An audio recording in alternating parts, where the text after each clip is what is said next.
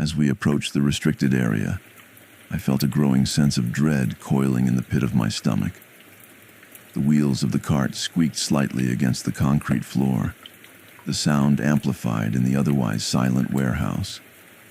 Mr. Jaspin moved with an unsettling grace, his gait fluid yet somehow mechanical, like a marionette operated by an expert puppeteer. "You must have questions," he said without turning around, his voice carrying easily despite its softness. "No, sir," I lied. "Just focused on doing my job correctly." A low chuckle escaped him, distressing in its lack of mirth. "Admirable discipline, but your eyes betray your curiosity."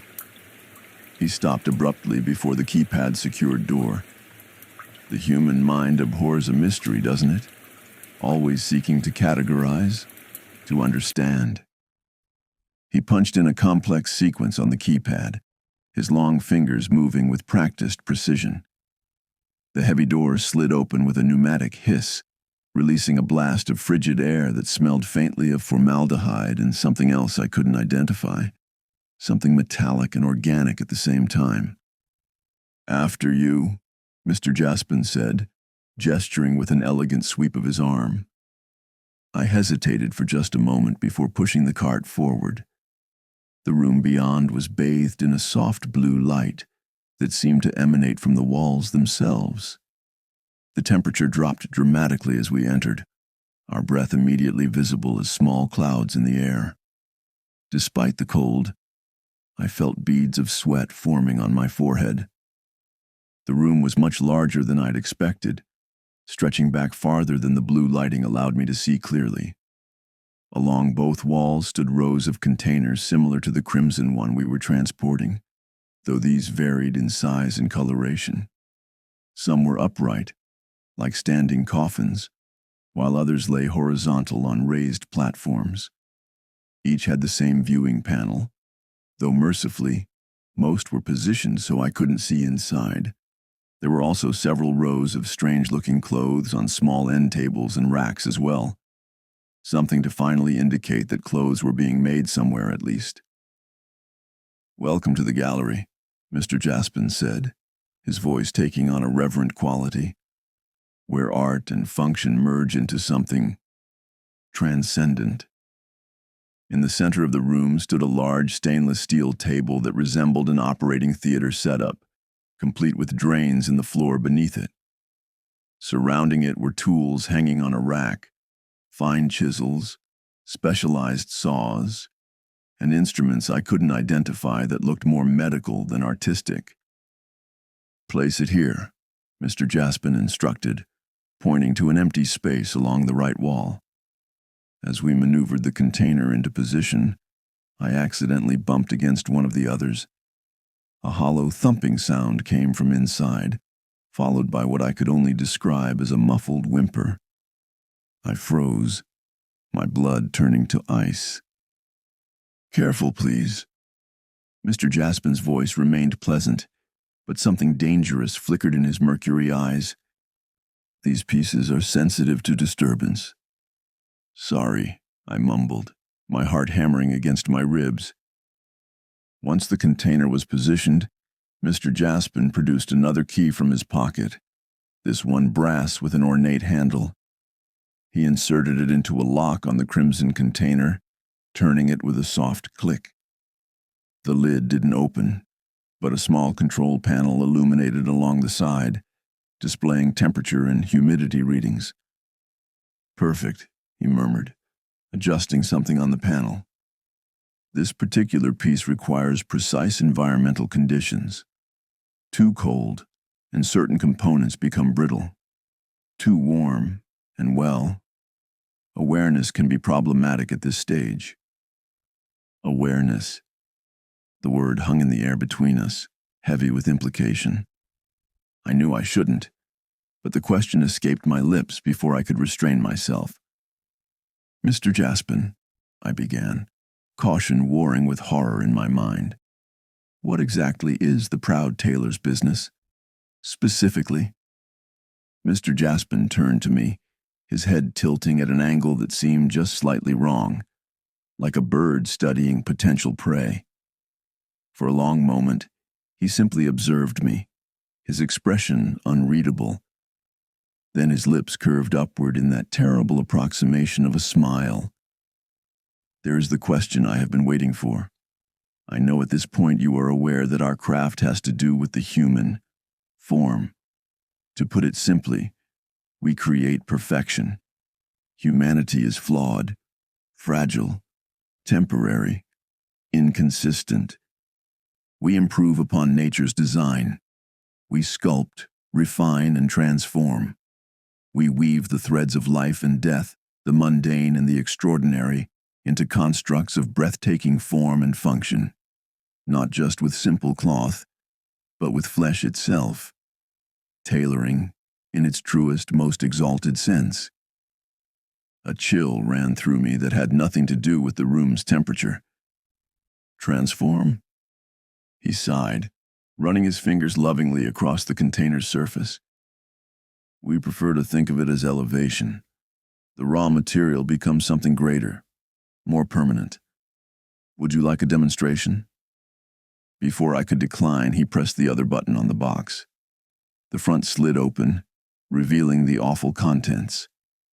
Inside was something horrible. It appeared to be some sort of mutilated human form, yet the thing was designed to look like a doll or mannequin. It had the general shape of a human figure, but parts of it seemed to be made of a strange, polished material. Other parts looked like actual flesh. Its face was partially formed, with one perfectly sculpted eye and mouth, while the other half remained blank, waiting to be completed. I could have sworn the completed eye stared straight at me. As I looked at the monstrous eye, the buzzing sound intensified. My head was pounding, and I felt like I might double over. This one, of course, is incomplete. It will still need to be verified at system maintenance once it is ready. That is when we test all of them before shipping them out. We need to make sure they are functional.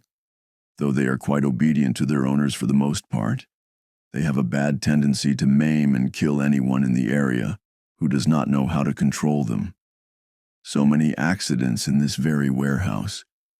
Each one could have been avoided if people were just a bit more cautious, if they just followed instructions.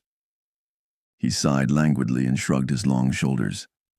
I was frozen in place. I had no idea why Mr. Jaspin was showing me this. He was saying that these things were what they were building, with human parts, and that they could move. I didn't know how he could think it wasn't a liability to show me the truth of the shipping operation. As if reading my mind, he spoke. Now, my friend, I'm afraid you've seen everything you are going to see today. I hesitated and was about to turn and try to leave. Thank you, Mr. Jaspin, I swear I won't, I began, backing away slightly, desperate to convince him of my silence. His smile widened unnaturally. Oh, you must be mistaken, my friend. You won't be leaving. Matthew informed me that you've been curious, opening one of our special containers in cold storage. His voice remained conversational, almost friendly.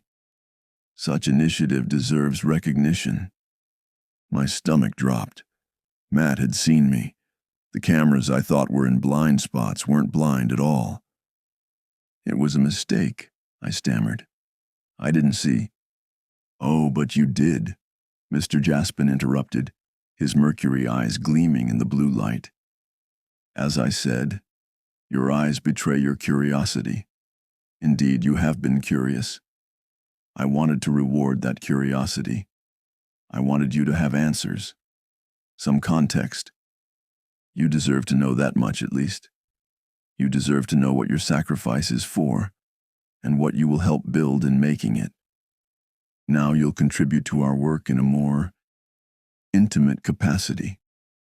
My heart sank as I listened to Mr. Jaspin. He wasn't going to let me leave.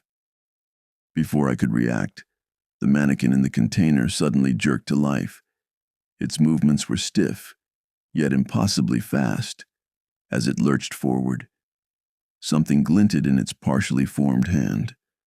A syringe, filled with amber liquid.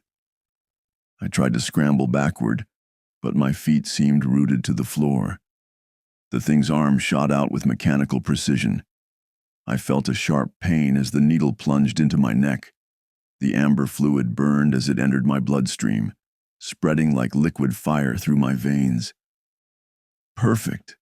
Mr. Jaspin's voice seemed to come from far away, as darkness crept into the edges of my vision. The first step to becoming something better. My legs gave way beneath me. As consciousness slipped away, I caught a final glimpse of the mannequin's half-complete face, smiling down at me in frozen horror. I drifted in and out of consciousness, aware only of movement and cold. So cold. My body felt impossibly heavy, as if gravity had doubled its pull on me alone. Through half-lidded eyes, I caught glimpses of harsh fluorescent lights passing overhead as I was wheeled somewhere on a gurney. Voices filtered through the haze of the sedative, distorted and dreamlike. Place it with the rest. Better to keep it on ice until then. Maintenance soon. After that, we can get started. Yes, sir. I will take him there now. The amber fluid burned through my veins, paralyzing my muscles while leaving my mind horrifyingly alert. I understood now why the eyes of those trapped in the containers could move, while their bodies remained frozen. We were conscious prisoners in our own flesh. The gurney finally stopped moving. Through my drug-induced fog, I recognized the sterile white walls and frigid air of the cold storage area, the same place where I'd found Lisa. The realization that I would soon join her, suspended in that amber prison, while I awaited my transformation into one of those mannequin things. It sent me into a terrified spiral. I tried to scream, to thrash, to give any indication that I was still conscious, but my body refused to respond. I saw a vacant black box out of the corner of my eye and knew I would be trapped in this nightmare forever. I was about to just let go, close my eyes, await the nightmarish fate that was in store for me. When suddenly, a pair of gloved hands lifted me from the gurney. I was dimly aware of some sensation in my neck. I thought someone may have stuck me with another needle. I felt a hot wave rush through my body and a burning, agonizing pain coursed through my limbs. It hurt like hell, but at least I could feel them again. More importantly, I could feel them slowly responding to the impulse to move. I heard a voice call out to me, "Get up, now." It was Jean. Her face materialized above me as my vision cleared. Her usually impassive features were contorted with urgency. "I've given you adrenaline and a neural stimulant. You'll be able to move in about 30 seconds, but it won't last long." I tried to speak, but managed only a gurgling sound. Jean glanced nervously at the door. "We have 4 minutes before the 5 a.m. alarm." She yanked at my arm, helping me into a sitting position. "If we're still here when that happens, we're dead." My limbs felt like they were made of lead, but sensation was returning in waves of pins and needles. "How?" I croaked. "No time," Jean snapped, pulling me to my feet. I stumbled, nearly falling, but she caught me with surprising strength. "I told you, I do not want another death on my conscience." My brain was starting to clear as the stimulant took effect. I took an experimental step, then another, each one steadier than the last. "Lisa," I managed to say. "She's in one of these, we can't leave her." Jean's expression hardened. "She's already in suspension. We can't help her now, not without equipment we don't have. We have to go, now." Desperation surged through me as I glanced at the rows of containers. "We can't just leave her." "We don't have a choice," Jean hissed, dragging me toward the exit. 2 minutes until maintenance. Do you understand what that means? My legs wobbled beneath me as I stumbled forward, the reality of our situation crystallizing through the chemical fog in my brain. Jean was right. We couldn't save Lisa now, not without becoming prisoners ourselves. The best I could do was survive. Survive to find help. We reached the main floor just as the first warning light began to flash. "The cameras?" I managed to ask as we hurried across the warehouse floor.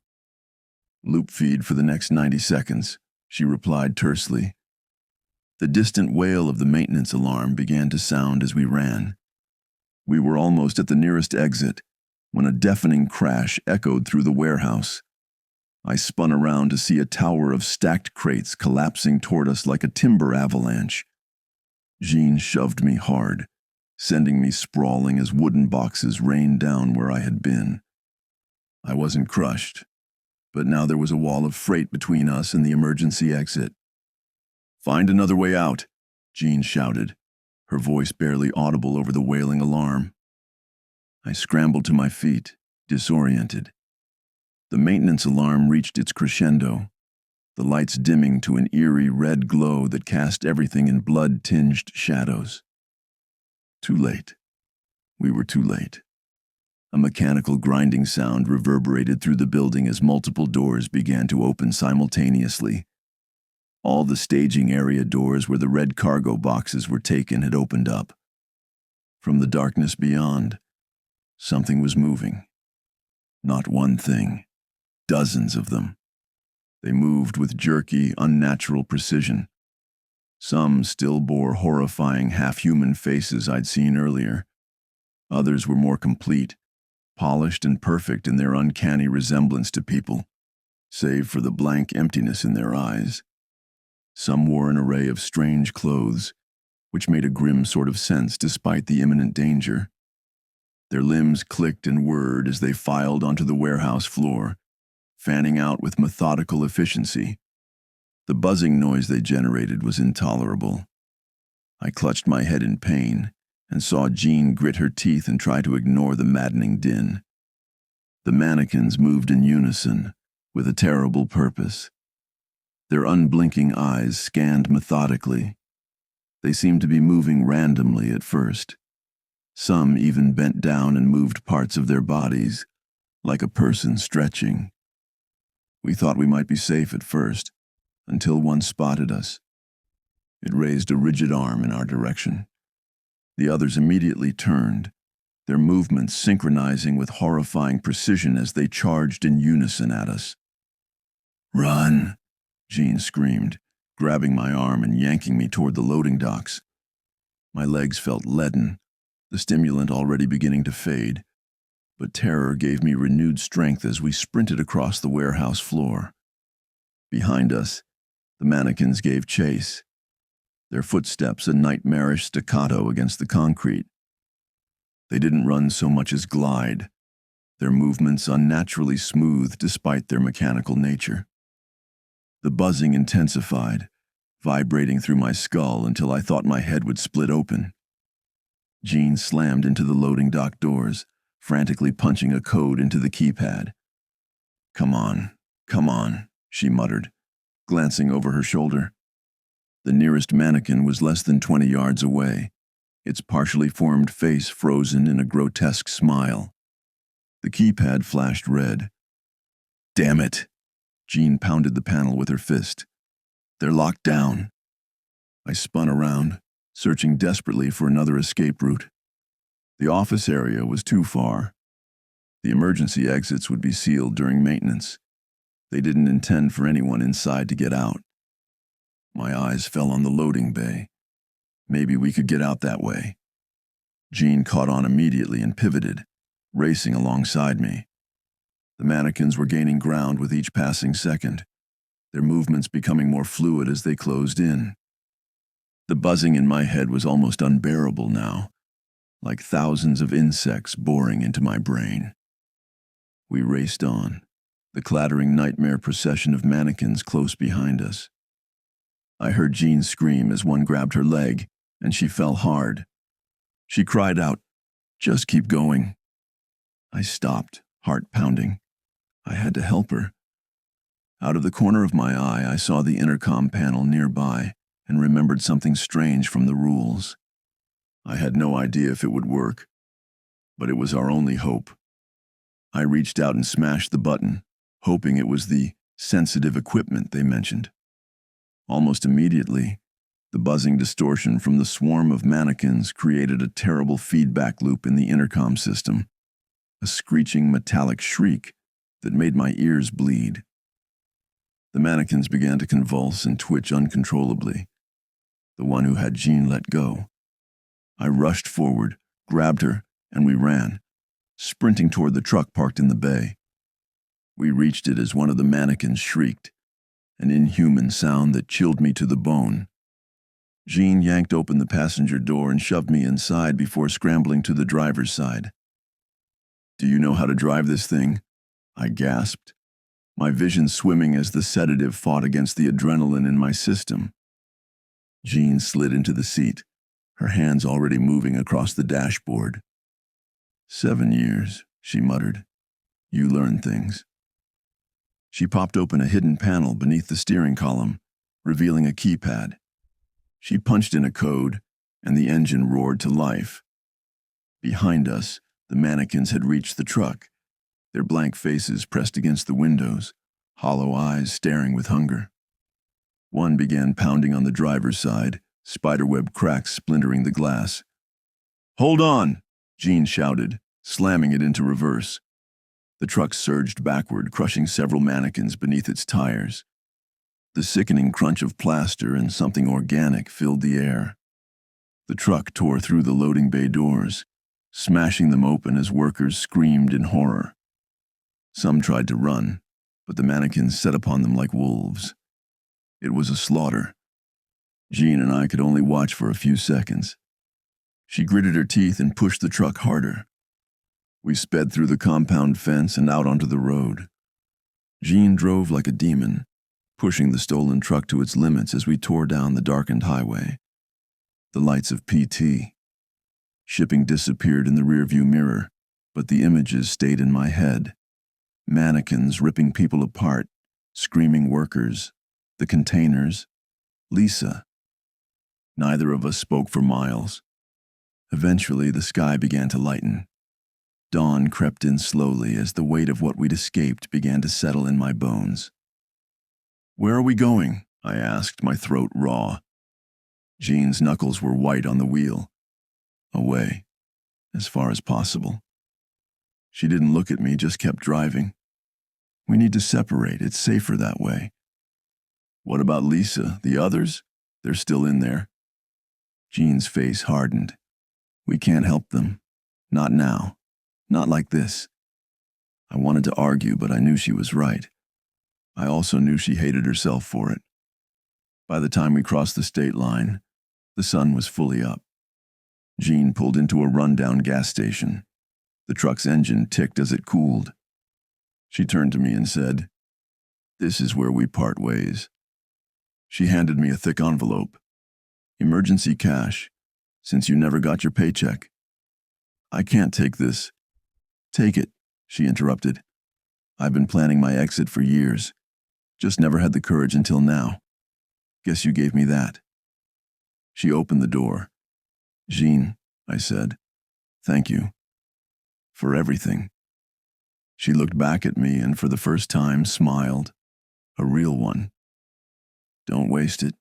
Stay safe. Maybe I'll see you again someday." She disappeared into the trees behind the gas station. I never saw her again. I abandoned the truck a mile later and wiped everything down. The envelope had $3,000 in cash. For the past 2 weeks, I've been laying low. Cheap motels, cash only. I've been watching the news, scanning every report for a mention of PT shipping. Nothing. At night, I dream of mannequins, of people trapped in boxes. Then, last night, everything changed again. The knock came at 3:17 a.m. 3 sharp raps. Not loud, but enough to make my blood run cold. I froze in bed, knife already clutched under my pillow. Another knock, louder this time. I crept to the door and looked through the peephole, but it was black, covered from the outside. Then a voice, flat and mechanical. Package delivery. My hands trembled. My mouth went dry. A soft thump hit the ground outside the door. Then silence. I waited. 1 minute. 2. 5. When I finally opened the door, the parking lot was empty. Nothing but a plain brown package on the doormat, with my name written in elegant handwriting. I took it inside and locked everything. It was too light. Made no sound when I shook it. I told myself to burn it. But curiosity, always my weakness, won. I opened the box. First came the smell, chemical preservative and something else. Sweet, rotting. Inside was flesh. A carefully trimmed section of human skin folded like fabric. On it, a tattoo, a dragon, colored and detailed. I collapsed to my knees, bile rising. Lisa's tattoo. They had her. Or worse, turned her into one of those things. There was a note, folded, perfumed, and written in the same elegant hand. My dear friend, the proud tailor always keeps an eye on its property. Miss Lisa has contributed magnificently to our latest creation. Perhaps you'll be reunited soon. We haven't forgotten you. Yours in anticipation at H.J. I dropped the note, scrambled away. They knew where I was. They'd known all along. I couldn't scream. I couldn't move. I just sat there shaking, the note burning holes in my mind. I couldn't bear to look at Lisa's tattoo again. My fingers shook as I grabbed the bathroom bin, dumped the package inside, and poured the cheapest whiskey I had all over it. The bottle splashed, drenching the flesh and note. Then I struck a match. The flames caught quickly. The paper curled first, then the edges of the skin blackened and shriveled. The smell was horrendous, like burning hair, plastic, and something horribly human. The fire alarm screamed overhead. I didn't care. I just watched it all burn. Only when the flame threatened to crawl up the side of the bin did I turn on the shower and dump water over the smoldering mess. Steam and smoke rose. The room now reeked of whiskey, smoke, and the sickly stench of preservation fluid. It clung to the walls, to my clothes, to me. I sat in the bathroom afterward, knees tucked to my chest, and stared at the blackened remains. Lisa was gone. They had taken her, just like the others. And they weren't done. Not with me. I kept hearing Jaspin's words echo in my head. You'll contribute to our work in a more intimate capacity. I don't know what to do next. I can't go to the police. I have no evidence. What would I tell them? That a logistics company is turning people into mannequins? I considered posting everything online, exposing PT shipping. But I remembered what Jean said. Don't trust anyone. I can't run forever. I don't think they'll let me. Maybe they're waiting. Maybe they're testing me. Or maybe they enjoy the fear. But I won't give them the satisfaction. I'm going to fight back. Even if I have to do it alone. Even if I have to burn it all down. Even if I have to become something just as monstrous. Because I've seen what's behind the curtain. And it cannot be allowed to grow.